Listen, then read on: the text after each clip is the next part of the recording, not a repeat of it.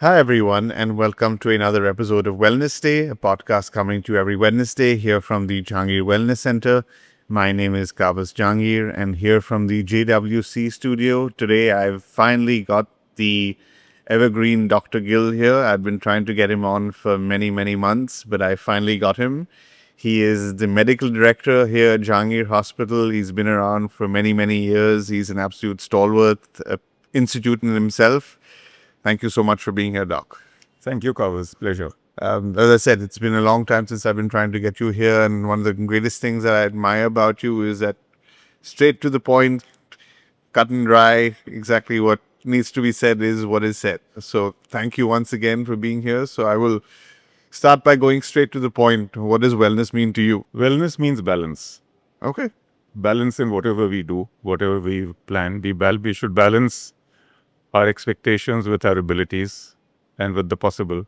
Right. If we try to overreach, if our expectations try to overreach in any way, it leads to imbalance. I think balance in life is very important. Okay. I think wellness is from within. We have to bring about our own wellness.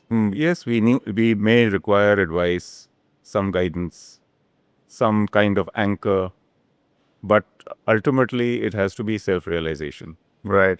And where do you get the balance for yourself? Personally, Yeah. over time and experience, hard knocks. Hard knocks, yeah. Well, you're definitely one of the fittest guys in the hospital, which is one of the other things I admire about you. So, what do you do to keep yourself fit? A little bit of discipline, not too much, a little bit to keep things within bounds. Yeah, And try and do a little bit of physical activity whenever possible. right. And is that discipline that's something that's come from the army? No, not at all. It's As you said, self-discipline. from the self. It's self-discipline. Yeah, of course, in the army, there is a pattern that we follow, which is, I suppose, disciplined. And that does teach you the importance of following a routine, Right. and that activities have to be given a proportionate time. Otherwise, they won't get done. Right. So that does come from the army, but then that is because that was my exposure. If I didn't have the army as an exposure, I would have to still understand this and develop a pattern in the day that fulfills my needs. Yeah. Yeah. I mean, just to quote Rakesh Jhunjhunwala, he said the only thing that health costs you is your time. Yeah. If looking after yourself is free. Absolutely correct. So you need to proportion time for yourself, whether it is for your mental development, mental peace, physical development, physical peace, or just some time to yourself.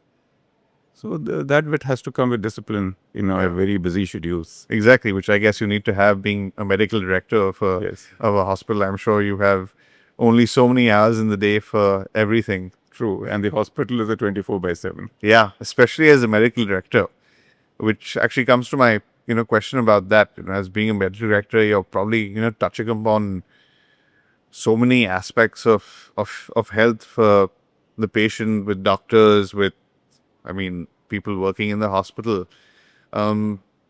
Maybe what our viewers would like to know is that you see so many patients on a day-to-day basis, not as a not as a practicing doctor per se, but you get to see pretty much nearly every patient in the doctor on your rounds as medical director and things like that.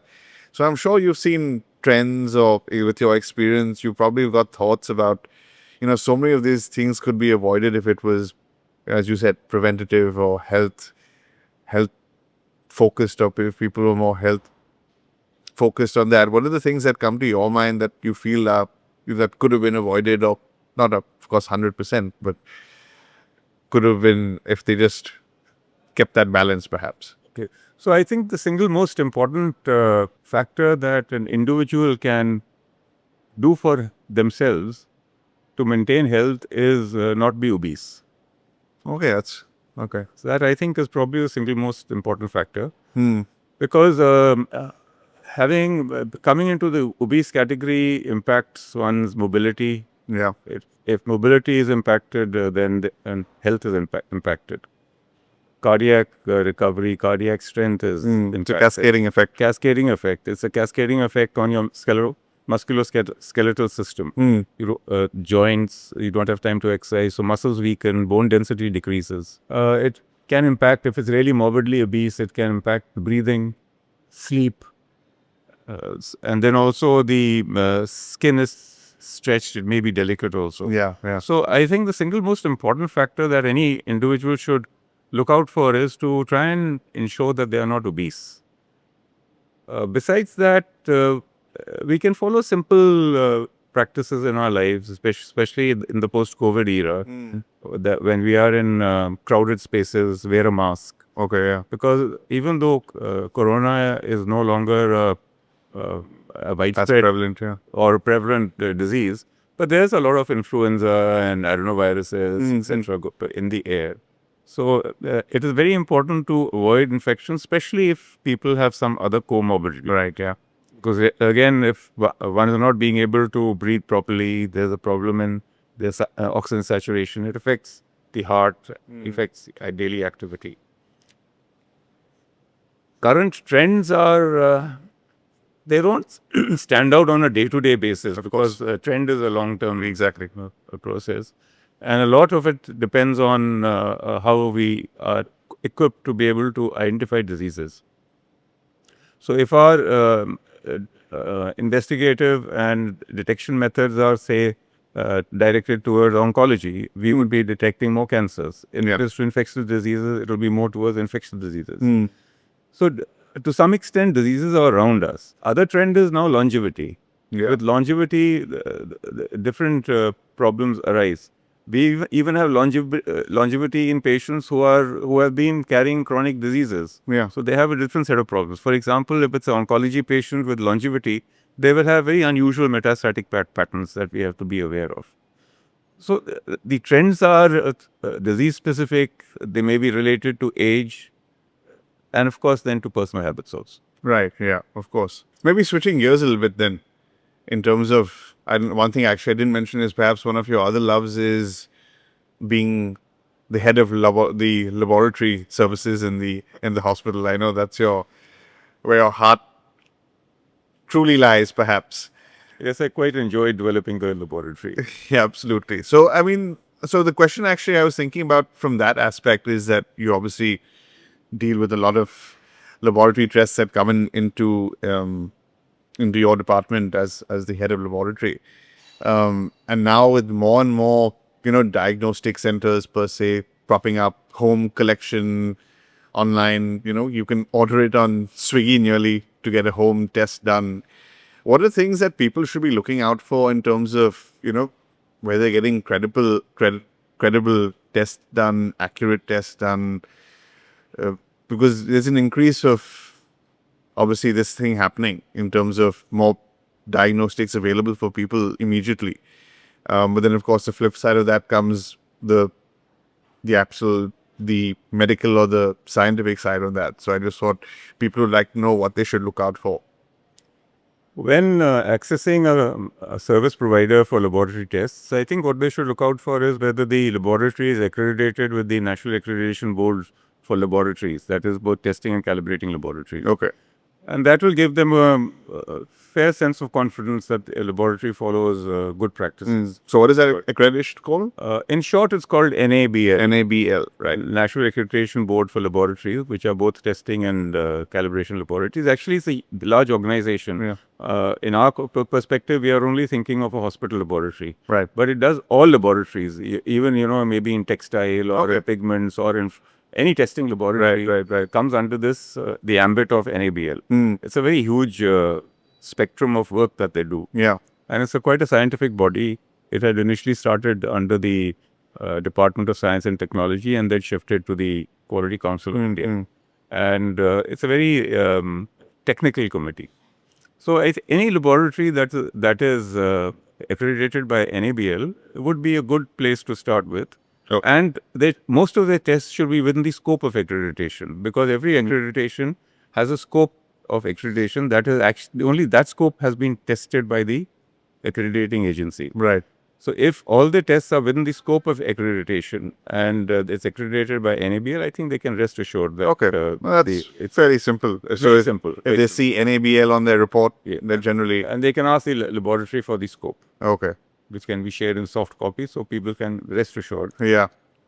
And what about things like, accurate reports and so forth, getting mistakes on reports. Is that becoming? Are you seeing that more and more in other places? Or Well, there may be variation between testing methods, maybe. between reports, but it has to be looked at with several pre-analytical factors. The way it's been collected, what was the activity at a time of the patient or the individual at that time, food, what food had been taken, whether they were running any medication, Yeah. which can cause variations. So a lot of tests are actually related to either, which may be altered by, say, physical activity, timing of the meals, type of meal, and so on and so forth. Right, So right. one needs to understand that the figures that come in a report are impacted by other factors too, not only the equipment that is testing the sample. Okay. So, as far as accuracy of reports go, NABL looks at both quality control and quality assurance, along with precision and proficiency. So, with these four aspects looked at, NABL accredited laboratory, if that test is in scope of the accreditation, should be quite accurate. Okay. Now, quite accurate is, let's say, within 10% of what the real true value is if it is done by a method that is the gold standard. If within 10% or 5%, it is acceptable. Okay. That's fairly assuring then in that sense. But then perhaps going back to your other hat now as medical director again, now with the introduction of so much technology or what you're seeing as technology and AI and so forth, how are you seeing that as the future of healthcare in terms of, diagnostics or even in the lab, for example? Are you seeing that there's some real potential there for the use of these things, or is it still at its very nascent stage at a very practical level? Use of technology? Yeah. No, I think the laboratories, like certain other area of the hospital, are quite cutting edge. Right. It's not visible as the technology is within a box, Yeah. which may be a very large analyzer or a very small analyzer. Yeah. But it's fairly cutting edge. Just to give you an example, we may be testing 7 microliters of blood. Or 7 microliters of 1 microliter is 1,000 of a ml. Okay. So just 7 microliters of blood is tested. How does this imply quality? Imagine being able to sample only 7 microliters, how accurately the suction equipment has to work. Yeah. Because even 1 microliter will make 1 in 7 error for that test. I can't even imagine what that looks like. Can you see that with Precisely, naked no, eye? you cannot. Okay.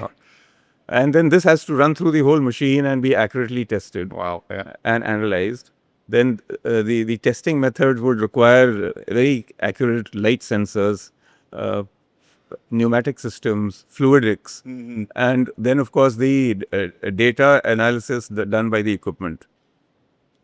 So just as a small example, that should convey that the technology is actually quite superior in all equipment used in a modern hospital. Right. Similarly, it is for, say robotics or for MRI scanners or for ophthalmology, ultrasound machines. Yeah. Because what people require is the best quality of images in the ultrasound machine.